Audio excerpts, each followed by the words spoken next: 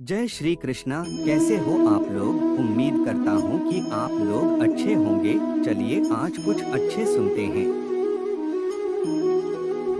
हमारे ऋषि मुनियों का कहना है कि आप चाहें तो हवा में तैर सकते हैं, पानी पर चल सकते हैं, पूरी दुनिया जीत सकते हैं, लेकिन अपने मन की चाल समझना इन सब कामों से कठिन काम होता है। आपने कभी ख्याल किया होगा कि आप जो काम करना चाहते हैं आपका मन उससे उल्टा काम करता है। उदाहरण के लिए, अगर आप सिगरेट पीना छोड़ना चाहते हैं, आप खुद से दृढ़ निश्चय भी लेते हैं, लेकिन कुछ ही समय बाद आपका मन आपको खींचकर वापस उसी सिगरेट के पास लाकर खड़ा कर देता है। और ये बात सिर्फ सिगरेट पर लागू नहीं होती। हमारे जीवन में, हम सब के जीवन में बहुत सारे ऐसे काम होते हैं, ऐसी आदतें होती हैं जिन्हें हम छोड़ना चाहते हैं, लेकिन हम चाहकर भी उन आदतों को छोड़ नहीं पाते हैं। लेकिन अगर हम प्रयास करके अपने मन के दृष्टा बन जाते हैं, उसके साक्षी बन जाते हैं, तो हम अपने मन की चाल को पकड़ सकते हैं। और अगर एक बार हमें अपने मन की चाल पकड़ में आ जाए तो फिर हम कोई भी आदत छोड़ सकते हैं, या फिर इसके उलट कोई भी आदत अपना सकते हैं, जैसे कि ब्रह्म मुहूर्त में उठने की, या फिर कोई भी ऐसा काम जिसे करने में हमें आलस्य आता है, क्योंकि हमारी आदतों के पीछे मूलभूत बिंदु हमारा मन ही होता है और हम उसे ही नज़रअंदाज करके चलते रहते हैं और बाद में पछताने के सिवाय हमारे पास कोई चारा नहीं बचता। आज की जो बोध कहानी मैं आपको सुनाने जा रहा हूँ, उसमें आपको कुछ ऐसे तरीके पता चलेंगे जिससे कि आप अपने मन की चाल को भली भांति पकड़ सकते हैं, उसको जान सकते हैं, उसका निरीक्षण कर सकते हैं और उसके बाद अपनी आदतों में बदलाव कर सकते हैं। एक बार एक वाचाल शिष्य एक गुरु के आश्रम में शिक्षा ग्रहण करने के लिए आया हुआ था। वो शिष्य अपने गुरु की बात कम सुनता था, लेकिन अपनी बात बताने में वो बहुत उत्सुक रहता था। एक दिन गुरु ध्यान पर चर्चा कर रहे थे। ध्यान किस प्रकार किया जाता है और ध्यान का क्या महत्व होता है, इसी पर चर्चा चल रही थी। आश्रम के सभी शिष्य मौन होकर अपने गुरु की बातों को सुन रहे थे। गुरु उनको समझा रहे थे कि आप किसी भी प्रकार का ध्यान करते हो, लेकिन ध्यान की गहराइयों में जाने के लिए आपको अपने मन के अंदर प्रेम जागृत करना होगा। ध्यान करते समय आपको निरंतर अपने मन का निरीक्षण करना होगा कि आपके मन के अंदर किस प्रकार के विचार आते हैं। गुरु अपनी बात पूरी कर पाते इससे पहले ही वो वाचाल शिष्य बीच में ही बोल पड़ा। उसने कहा, गुरुजी, मैं बहुत दिनों से अपने मन का निरीक्षण कर रहा हूँ। मैं हर आने जाने वाले विचार को बड़ी गहराई से देखता हूँ, समझता हूँ, लेकिन उसके बावजूद मेरे मन की आदतों में कुछ बदलाव नहीं आ रहा है। मैं अक्सर सुबह देरी से उठता हूँ और रोज़ रात को मैं यही सोचकर सोता हूँ कि मैं सुबह जल्दी उठूँगा, जल्दी उठकर ध्यान करूँगा, अपने मन का निरीक्षण करूँगा, लेकिन मैं ये कर नहीं पाता हूँ। मैंने अपने साथी शिष्यों से भी इस बारे में चर्चा की, लेकिन उनके पास भी इसका कोई जवाब नहीं है। इस आश्रम में कोई एक दूसरे से बात ही नहीं करना चाहता। सब लोग चुपचाप रहते हैं, कोई चर्चा नहीं होती। ऐसे हम अपने मन को कैसे समझ पाएंगे, उसका निरीक्षण कैसे कर पाएंगे? जब तक हम अपने मन के विचारों का, अपने मन की आदतों का एक दूसरे के सामने जिक्र नहीं करेंगे, उसकी चर्चा नहीं करेंगे, उस पर बहस नहीं करेंगे, तब तक हम चुप रहकर अपने मन को कैसे समझ पाएंगे? कृपया करके इन सभी शिष्यों को समझाने की कृपा करें कि कम से कम एक दूसरे से अपने मन की बात साझा तो करें। उनके मन में क्या विचार चलते हैं, ध्यान में उनके अंदर क्या बदलाव आता है, वो क्या महसूस करते हैं ध्यान करते वक्त। कम से कम आश्रम में इन बातों की तो चर्चा होनी चाहिए। गुरु ने उस वाचाल शिष्य से पूछा कि तुम दूसरों के मन की बात क्यों जानना चाहते हो? उससे तुम्हारा क्या फायदा होगा? क्या तुम्हें आत्मनिरीक्षण करने के लिए दूसरे के मन के विचार जानना जरूरी है? उनके मन में क्या चलता है, इससे तुम्हारा क्या फायदा होगा? क्या तुम मुझे इस बात का उत्तर दे सकते हो? वाचाल शिष्य ने अपने गुरु से इस प्रकार के उत्तर की अपेक्षा नहीं की थी। उसने सोचा कि बात तो गुरुजी ठीक कह रहे हैं, इससे मेरा क्या फायदा होगा? अगर मैं दूसरे के मन की बात जान भी लूँगा या फिर दूसरों के सामने अपने मन की बात बता भी दूंगा, तो उससे मेरा क्या फायदा होगा? क्या मैं अपने मन को समझ पाऊंगा? वो वाचाल शिष्य अपने ही द्वारा किए गए प्रश्न में उलझ चुका था। उसके पास इसका कोई उत्तर नहीं था, लेकिन फिर भी उसने दूसरे शिष्यों के सामने अपनी बात को ऊंचा दिखाने के लिए गुरुजी से कहा कि गुरुजी, अगर हमें ये पता चल जाएगा कि दूसरे के मन में क्या विचार चलते हैं और उन विचारों का वो ध्यान में जाकर किस प्रकार निरीक्षण करते हैं, तो इससे तो हमें भी ध्यान लगाने में आसानी रहेगी। हम भी अपने ध्यान में उसी प्रकार अपने विचारों का निरीक्षण कर पाएंगे, अपने मन को समझ पाएंगे। क्या आपको नहीं लगता कि गहरा ध्यान लगाने के लिए किन बातों का ध्यान रखा जाए, किस प्रकार अपने मन का निरीक्षण किया जाए, इस बात की चर्चा करने से दूसरे शिष्यों का भी भला हो सकता है। गुरुजी ने उससे पूछा कि मान लो कोई शिष्य गहरा ध्यान लगा पाता है और अगर वो तुम्हें अपनी मनोदशा बता भी दे कि किस प्रकार वो अपने मन का निरीक्षण करता है, अपने विचारों का निरीक्षण करता है, तो तुम्हें क्या लगता है कि ये जानकर तुम भी गहरे ध्यान में उतर पाओगे? अगर तुम ऐसा सोच रहे हो तो मैं तुम्हें एक बात बता दूं कि तुम अपने ही मन के बनाए हुए जाल में खुद फंस जाओगे। अगर तुम्हें कोई ऐसी प्रक्रिया पता चल गई कि गहरे ध्यान में किस प्रकार प्रवेश किया जाता है, तो तुम्हारा मन उसी प्रक्रिया का अनुसरण करने की कोशिश करेगा। तुम वर्तमान में उपस्थित होकर अपनी मनोदशा नहीं समझ पाओगे, बल्कि तुम्हारा मन तो उस प्रक्रिया के विचारों में उलझा रहेगा। तुमने अपने मन को एक काम दे दिया करने के लिए और तुम्हारा मन उसी काम को करता रहेगा। तुम भी उस काम में सम्मिलित हो जाओगे, तो तुम अपने मन का निरीक्षण किस प्रकार कर पाओगे?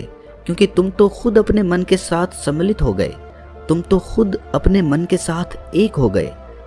गुरुजी ने बताया कि तुम अपने मन को तभी समझ सकते हो जब तुम अपने मन से अलग हटकर अपने मन को देख पाओ, अपने मन की चाल को दूर से खड़े होकर समझ पाओ। जिस भी विषय को या जिस भी चीज को तुम्हें समझना हो, तुम्हें उसे अलग होकर देखना होगा। अगर तुम उसके साथ एक हो गए तो तुम उसको कभी नहीं समझ पाओगे, तुम उसके साथ सम्मिलित हो जाओगे। जिस प्रकार तुम अपने विचारों को समझने की कोशिश करते हो, लेकिन विचारों को समझते समझते तुम अपने ही विचारों में खो जाते हो, कभी अनुभव किया है तुमने? शिष्य ने हाँ में सर हिलाते हुए कहा कि गुरुजी, जब भी मैं अपने विचारों का निरीक्षण करने लगता हूँ तो ऐसा ही होता है। मैं अपने ही विचारों में खो जाता हूँ। कुछ समय बाद मुझे ध्यान में आता है कि मैं अपने विचारों का निरीक्षण कर रहा था, तो उसके बाद मैं फिर से अपने विचारों का दृष्टा बन जाता हूँ, उनका साक्षी बनने की कोशिश करने लगता हूँ। लेकिन कुछ समय बाद मैं फिर से अपने विचारों के साथ एक हो जाता हूँ। गुरुजी ने सभी शिष्यों को समझाते हुए कहा कि जिस प्रकार एक गुस्से से भरा हुआ आदमी कभी भी अपने गुस्से का निरीक्षण नहीं कर पाता, क्योंकि वो खुद अपने गुस्से के साथ एक हो जाता है, वो अपने गुस्से को ही अपना अस्तित्व मान लेता है और इसीलिए वो ये कभी नहीं देख पाता कि ये गुस्सा उसके मन को किस प्रकार प्रभावित कर रहा है, किस प्रकार ये गुस्सा उसके मन को दुखी कर जाएगा। वो कभी नहीं देख पाएगा, क्योंकि उसके पास वो कला नहीं है कि वो अपने गुस्से को अपने से अलग करके देख पाए। इसी चीज के लिए सारे अभ्यास बने हुए हैं, ताकि तुम सिर्फ एक दृष्टा, एक साक्षी बनकर सभी चीजों को उसके परिपूर्ण, उसके असली स्वरूप में देख पाओ।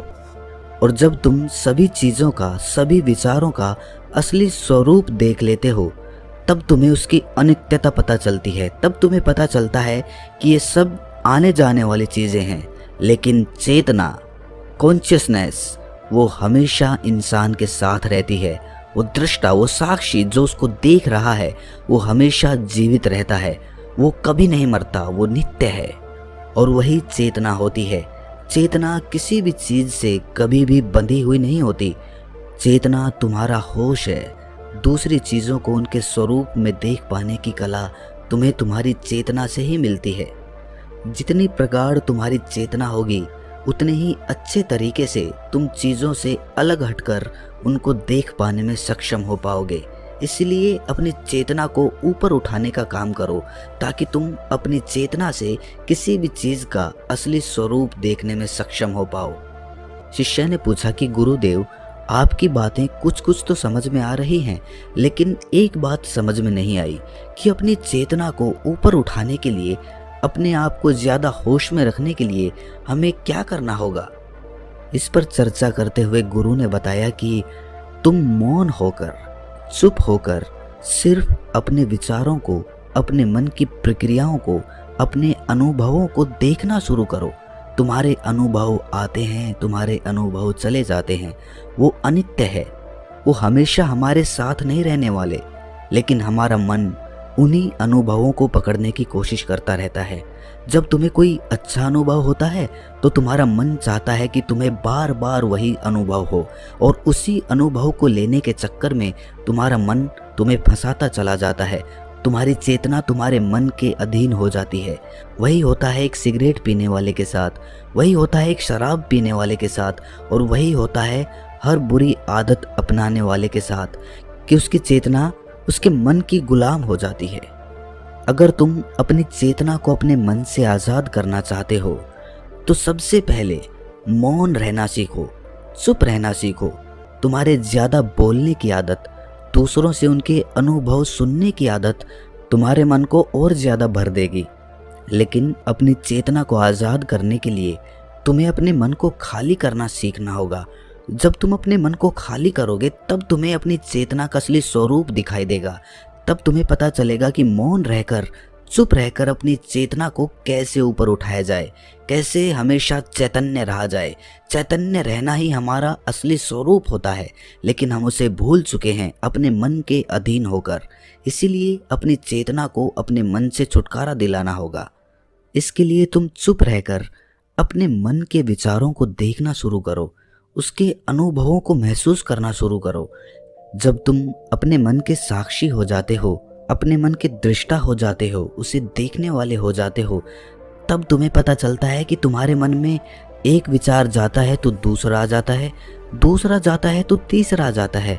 और इस प्रकार जिस तरह सड़क पर भीड़ चल रही होती है, लोगों का हुजूम चल रहा होता है, एक आदमी जाता है तो दूसरा आता है, दूसरा जाता है तो तीसरा आता है, उसी प्रकार हमारे मन की भूमि में अनेकों अनेक विचार आते और जाते रहते हैं।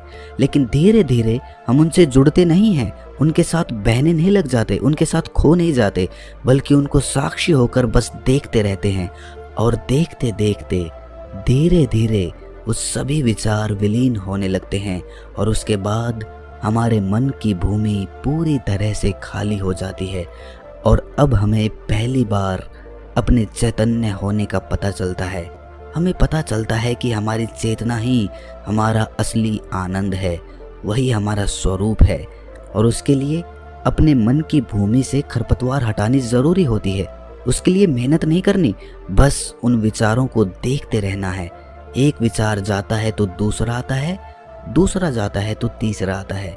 बस देखते रहो, देखते रहो, साक्षी बने रहो, दृष्टा बने रहो, और देखते देखते वो विचार विलीन हो जाते हैं। लेकिन इसके लिए तुम्हें चुप रहकर अभ्यास करना होगा। चुप रहकर अपने विचारों का आत्मनिरीक्षण करना होगा, अपने मन की भावनाओं को समझना होगा। कब तुम्हें गुस्सा आता है, कब तुम्हें खुशी होती है, उसे अलग खड़े होकर देखना होगा।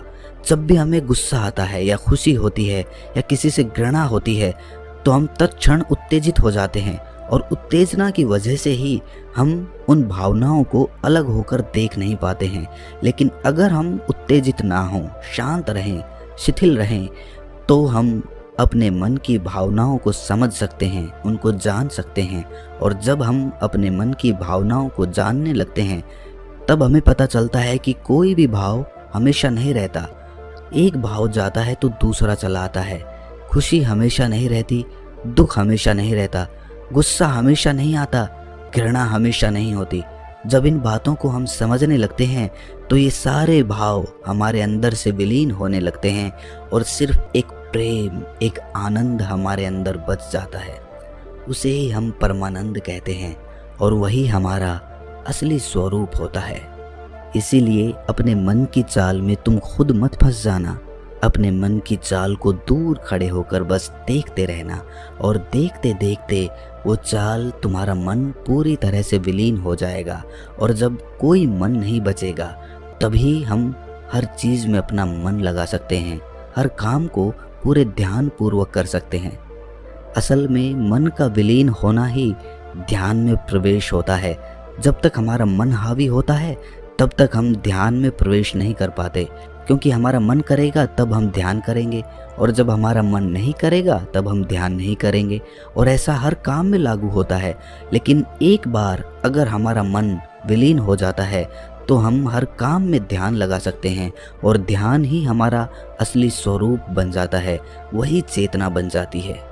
इस ज्ञान भरी चर्चा को सुनकर सभी शिष्य प्रसन्न हो गए, लेकिन गुरु ने उन्हें चेतावनी देते हुए कहा कि तुम प्रसन्न हो रहे हो, ये भी तुम्हारे मन की एक भावना है। तुम्हें ये बातें सुनने में मज़ा आ रहा है, इसीलिए तुम प्रसन्न हो रहे हो, लेकिन ये बातें हमेशा कोई तुम्हें नहीं सुनाएगा, और इसी वजह से तुम्हारा मन हमेशा प्रसन्न नहीं रह पाएगा। अगर तुम्हें असली आनंद की खोज करनी है, ऐसी प्रसन्नता हासिल करनी है जो कभी विलीन ना हो, तो तुम शांत होकर, मौन होकर, भावना रहित होकर अपने विचारों और अपनी भावनाओं को देखना शुरू करो। उसके बाद तुम्हें खुद ही महसूस होगा कि चेतना जो होती है वो शाश्वत होती है, वो कभी नहीं मरती, और बाकी सभी चीज़ें अनित्य हैं, वो ख़त्म हो जाएंगी, वो मर जाएंगी, वो पीछे छूट जाएंगी। कोई भी चीज़ इस संसार में शाश्वत नहीं होती सिवाय हमारी चेतना के। जब हमारे प्राण छूटते हैं तो हमारे शरीर से सबसे पहले हमारी चेतना ही निकलती है, इसीलिए चेतना कभी नहीं मरती। गुरु ने सभी को निर्देश देते हुए कहा कि आज हम मौन रहकर अपने मन के विचारों और उसकी भावनाओं पर ध्यान लगाएंगे, उसके साथ सम्मिलित नहीं होंगे, बस उसे दूर से खड़े होकर देखते रहेंगे। थोड़ा कठिन है, लेकिन अभ्यास करने से तुम इसमें पारंगत हो जाओगे। और इसके बाद गुरु ने सभी को ध्यान लगाने का संकेत किया। तो दोस्तों, कैसी लगी ये कहानी आपको कमेंट सेक्शन में ज़रूर बताना, और अच्छी लगी हो तो इस चैनल को सब्सक्राइब करके नोटिफिकेशन बेल को ज़रूर प्रेस कर देना। तो मिलते हैं किसी अगली कहानी में, तब तक के लिए अपना ख्याल